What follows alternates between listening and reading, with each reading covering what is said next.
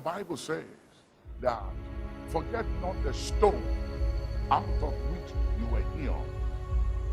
People forget so quick in life. Many people have short memory. I have learned over the years not to forget where I have come from. And it is a curse to forget. It is unrighteous to forget. The Bible says God is not unrighteous to forget your labor of love.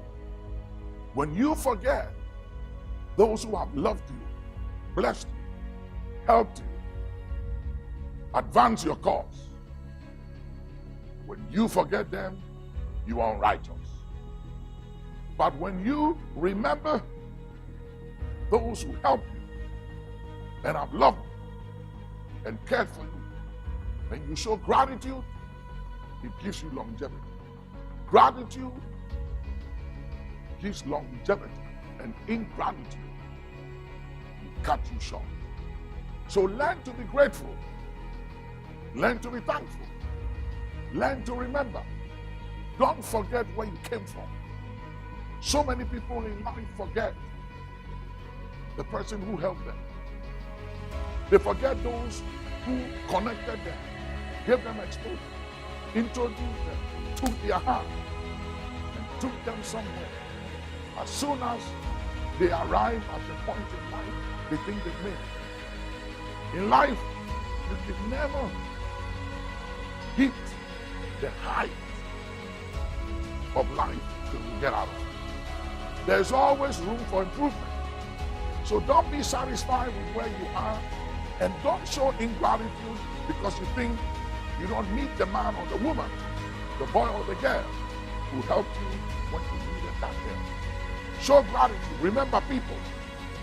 Help people. Learn to say thank you. Have an attitude of gratitude and thanksgiving. It will take you far. Some people think they have arrived, but when they get to heaven, they realize that they were just operating at 20 or 30% of their capacity and didn't use 70% or 80% of their capacity. And you know why? Because they got stuck at the place of 70, at the place of 60, 50, or 30% of their capacity. Why? Because whenever you think you don't need anybody, you've arrived, you've made it, you are successful, you stop growing, and you begin to diminish, you begin to die. If you want to live, don't want to diminish, and don't want to die, keep showing gratitude. And remember where you came from. Remember others. Every now and then, God will say to David, remember, David, that you are a shepherd boy. And I took you from the sheepfold, and I made you king over Israel. And I gave you your master's throne and your master's wives. God always reminded David. In Deuteronomy 8:18, God said, remember the Lord thy God. Why?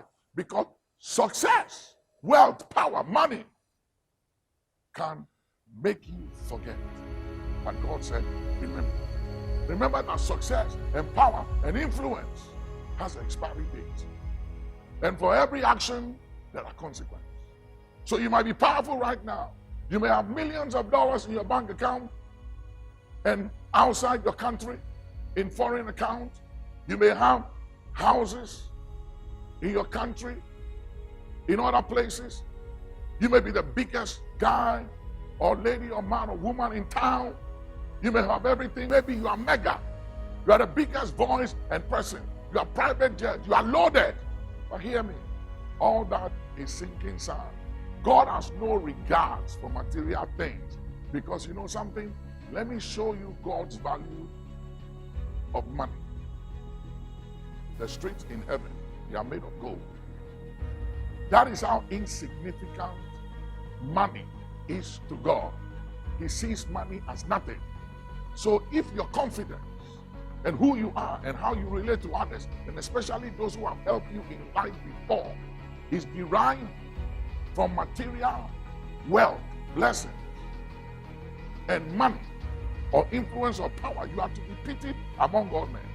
But if your confidence is derived from this one thing, that you know the Lord, who executes judgment, righteousness, and justice on earth, then you are on a good track in life.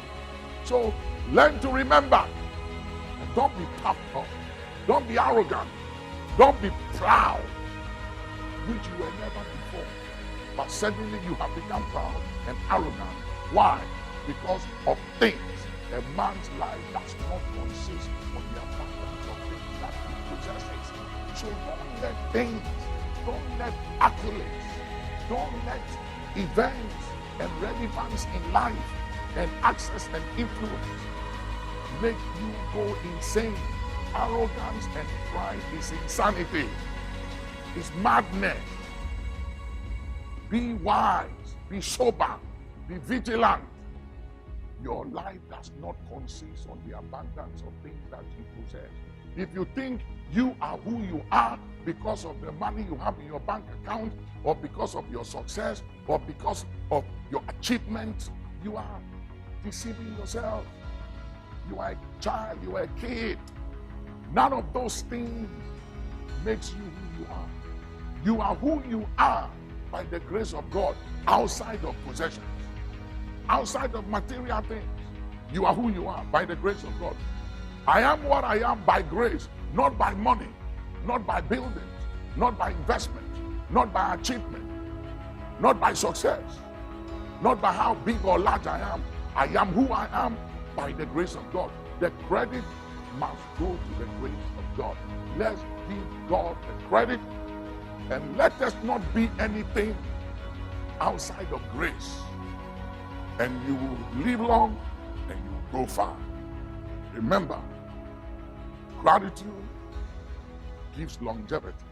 Ingratitude will cut you short. Show gratitude and live long.